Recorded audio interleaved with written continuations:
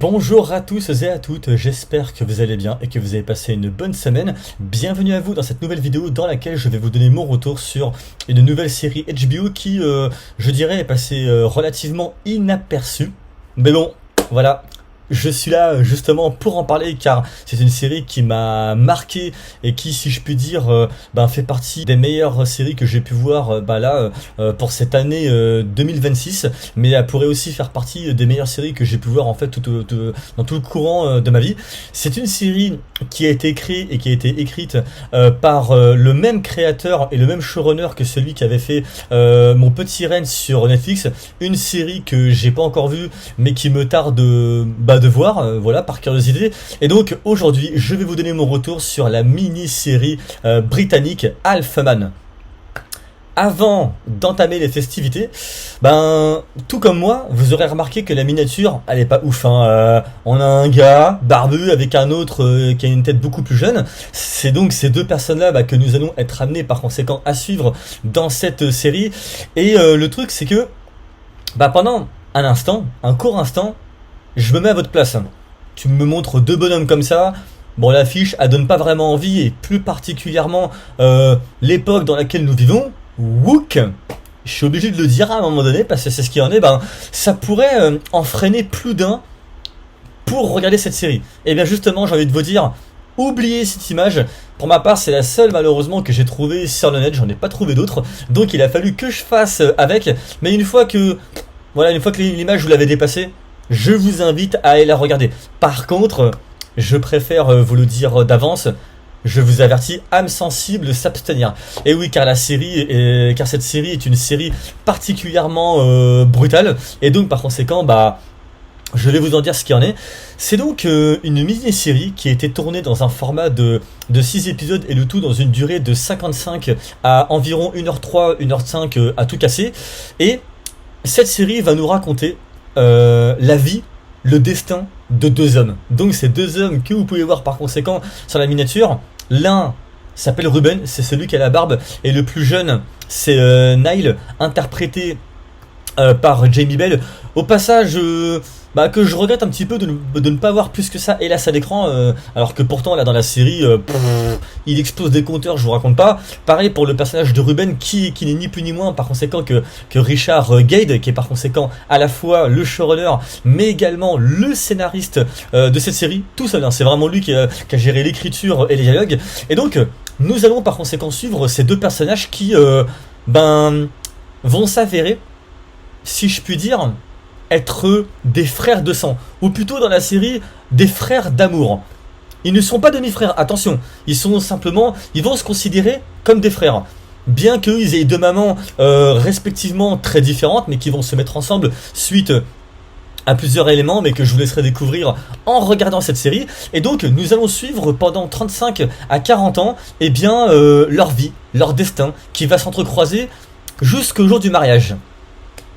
C'est-à-dire que le premier épisode, et je vous rassure, il n'y a aucun spoil, évidemment, je vous rassure, mais dès le début, au bout de même pas une minute, tout commence dans ce mariage, donc avec un paysage écossais absolument somptueux, c'est magnifique comme tout, la photographie est vraiment superbe, et donc, durant la première minute, tu vois des gens en train de danser, ils sont en robe, autrement dit, c'est la culture écossaise qui naturellement veut ça forcément, et là, tu as donc Niall, incarné par Jamie Bell, ainsi que Ruben, incarné par Richard Gade. Ils sont face à face. Et quand tu vois ça dès le début, tu te dis, il y a un truc qui va pas. Car oui, il va se passer quelque chose. Et quand ce quelque chose va se passer, hop, on va se retrouver projeté 35 années en arrière. Car oui, en gros, cette série va te raconter l'histoire de deux hommes. Ils vont te raconter, cette relation qu'ils avaient, cette relation assez particulière, cette fratrie d'amour, si je puis dire. Mais on va te les raconter au début et pour comprendre pourquoi à la fin, lors du mariage, quand Niall, qui est sur le point de se marier, il va voir Ruben, il va être paniqué, mais il va être habité par une hantise et par une angoisse des plus totales. Les invités, pareil, et forcément, on se demande, qu'est-ce qui fait qu'il a peur de lui? Pourquoi est-ce que Ruben est aussi énervé que ça? Et Pourquoi va-t-on avoir assez à cette scène qui va nous ramener en arrière? Et bien justement, ça va nous raconter tout ça, et par conséquent, ça va nous raconter, voilà l'histoire, et bien, de ces deux hommes, l'un qui est hétéro et tandis que l'autre est homosexuel, et voilà, on va nous parler de la masculinité toxique, de la toxicité plutôt masculine, pardon, pour le coup. On va nous raconter l'emprise psychologique que l'un va avoir sur l'autre, mais aussi du harcèlement scolaire. On va nous raconter le poids que c'est que d'être homosexuel à cette époque, d'être à la recherche de son identité. Mais attention, hein, je vous rassure, hein, quand je vous parle de tout ça, c'est pas hyper lourdingue, c'est pas 6 épisodes où ça se roule des pelles, ça se lèche les poils, ça joue avec des glaces et puis ça s'envoie des petits bouts de burger dans la tronche. Non, il y a rien de tout ça, non. C'est une série qui va être purement et principalement d'ordre psychologique, mais qui va être montrée d'une certaine manière, et cette manière qui va nous être montrée à l'écran, eh bien ça va être hyper viscéral. Et quand je vous dis viscéral, accrochez-vous, parce que moi je me rappelle que, pour la petite anecdote, la série, moi je l'ai donc terminée la semaine dernière, et j'aurais pu faire une vidéo le jour même, mais non, j'avais besoin de digérer toute cette quantité d'informations qui va nous être donnée, toutes ces thématiques qui vont être traitées. C'est que des thématiques très très noires, très lourdes, mais qui je pense sont quelque part hyper intéressantes. C'est bien que elles aient montré comme ça, bien que âme sensible s'abstenir, parce qu'il y a vraiment des scènes quand même dans la série qui sont barbares, et ça aussi je vais y revenir, parce que concernant l'écriture des personnages jusqu'à atteindre certaines limites, justement pour qu'on soit vraiment épris pleinement, nous en tant que spectateurs, autant par cette dureté que cette violence, autant physique que psychologique. Bon, il y a des choses sur lesquelles je voudrais quand même revenir, mais toujours est-il que donc c'est ce qui va être abordé, et puis la question forcément que tu te poses toi en tant que spectateur, avec cette tension qui monte crescendo et d'une flèche sans jamais s'arrêter. Autrement dit, c'est une série inconfortable, donc c'est pour ça que ça pourrait mettre à l'aise plus d'un et plus d'une. Mais ce qu'on se pose surtout, c'est qu'est-ce qui fait qu'ils sont comme ça, en particulier Ruben. Pourquoi est-il un psychopathe comme ça, alors que son frère de sang à côté est tout l'inverse de lui? Donc c'est deux opposés, mais qui se complètent et qui par conséquent forment quelque chose d'explosif, mais de explosivement très noir. Et la question c'est comment que ça va se terminer en fait. Voilà, comment cet engrenage et toute cette noirceur, et dans la manière dont justement toutes ces thématiques vont être traitées, quel résultat ça va donner. Voilà. Et écoutez, pour ma part, j'ai adoré. Je crois ne pas avoir retrouvé une violence comme telle quelle, mais attention, c'est pas de la violence pour s'extasier et par sensationnalisme. Non, c'est une violence qui va être totalement justifiée. Certaines choses, selon les spectateurs, selon certains d'entre vous, ça justifiera ou pas. Pour ma part, je trouve que c'était globalement convaincant. Après, peut-être que ça aurait pu être exécuté d'une autre manière. Ça, oui, c'est tout à fait possible, me direz-vous. Mais pour ma part, oui, j'ai vraiment adoré, parce que ouais, la dernière série, je crois comme ça, qui était aussi viscérale, c'était Evil, une mini-série suédoise qui était sortie sur la chaîne Arte. Mais bon, je crois qu'aujourd'hui, elle est quasiment impossible à récupérer. En tout cas, la dernière qui m'avait procuré autant d'émotions comme celle-là, je crois que c'était celle-là. Et là, avec cette nouvelle série, j'ai simplement été percuté. Mais dans le bon sens, c'est-à-dire que c'est très noir, c'est très dense, c'est extrêmement intense. Ça ne s'arrête pas, c'est un wagon qui va à 100 000, et ouais, forcément, à la fin de ce récit, de cette aventure, t'en sors pas indemne. Alors, je ne vous spoil évidemment pas la fin, mais je suis quand même obligé d'en parler, car lors de ma dernière vidéo, où j'avais donné mon premier avis sur les 3 premiers épisodes qui étaient sortis à ce moment-là, c'est vrai que sur les 3 derniers, sur les réseaux, pas mal de personnes disaient qu'ils étaient assez déçus, ce que je peux comprendre. Alors pour ma part, en fait, j'ai pas été déçu, parce que ça me paraît un peu logique que ça devait se terminer de cette sorte-là, mais en revanche, là où ça vient un peu percher, mais ça, malheureusement, c'est le défaut un peu d'écriture, mais c'est pas péjoratif de le dire, c'est-à-dire qu'en fait, d'un côté, tout ce qui va se passer dans cette série, la toxicité masculine, l'homosexualité, l'hétérosexualité, la vie de famille, cet esprit que t'as en quête d'identité, tu te reçois des réflexions dans la tronche pour la personne en face de toi, et bien pour elle c'est rien, c'est pour rigoler, mais toi de ton côté, tu ne vas pas les réceptionner de la même manière. la relation d'une maman face à son fils, tout ça, tous ces éléments, et je crois que j'en oublie encore parce que, comme je vous dis, c'est tellement dense, c'est tellement intense que ça fait du coup beaucoup à bouffer en fait. En tout cas, je pense avoir dit principalement les gros principaux éléments qu'on va rencontrer, en tout cas dans cette série, avec bien d'autres aussi derrière.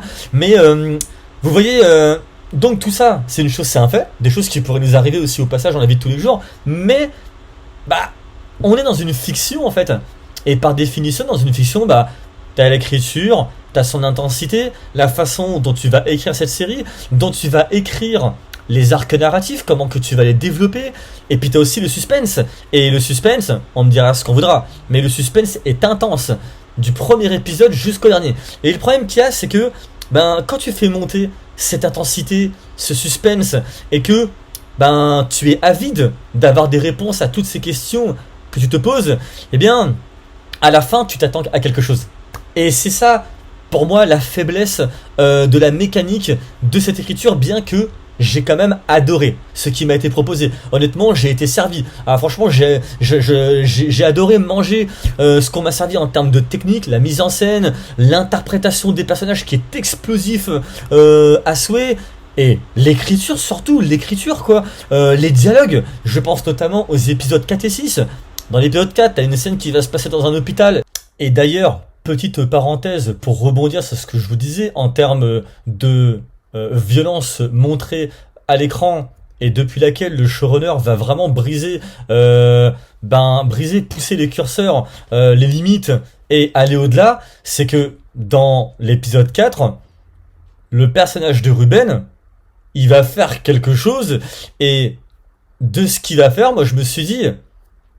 Bon, on a compris que Nile était très doux, introverti, il est intelligent, il a ses démons à affronter, mais paradoxalement, Ruben, ok, on sait que c'est un psychopathe, il est très barbare dans sa manière de faire, même si tu sais que dans le fond, il y a quelque chose qui le bouffe, il y a cet élément déclencheur qui alimente cette espèce de barbarie et sauvagerie qui nous montre dans chacune des scènes, mais... Est-ce que ce qu'il va faire dans l'épisode 4, dans l'hôpital, ça se justifie? Je pense que personnellement, non. J'ai compris en fait que Ruben était comme ça, ok. Mais est-ce que vraiment il fallait pousser ça jusque-là? Non, je pense que c'était suffisant. On patauge en plein dedans. On a compris, l'ambiance est là, il n'y a pas à dire. Mais est-ce que c'était vraiment nécessaire? Pour ma part, je ne pense pas. Fin de la parenthèse. L'épisode 6, dans un parloir. Oh, c'est tellement bien, c'est tellement percutant, c'est tellement bien interprété que c'est... Ah, tu ressors de ça, mais t'es complètement... t'es complètement lessivé, quoi. Et le truc qu'il y a, c'est que à la fin, tu t'attends à quelque chose et en fait, c'est là où ça pourrait peut-être venir poser problématique à certains et certaines d'entre vous, en plus des personnes dont j'ai vu les retours sur les réseaux. Moi, pour ma part, c'est pas ce qui m'a dérangé. Le contenu est intéressant. Il donne des éléments intéressants. Encore une fois, c'est viscéral et le showrunner...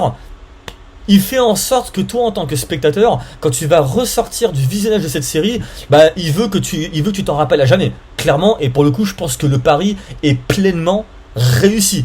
C'est violent, c'est barbare, dans tous les sens du terme, mais il y a quand même une sacrée maîtrise qui est là. Et franchement, bravo pour Richard Gade pour avoir fait ça, pour également son interprétation dans le personnage de Ruben, parce que moi, franchement, Ruben, je n'aurais pas le croiser dans la vie de tous les jours. Je vous le dis honnêtement, mais Jamie Bell aussi est absolument parfait aussi dans le rôle de Nile.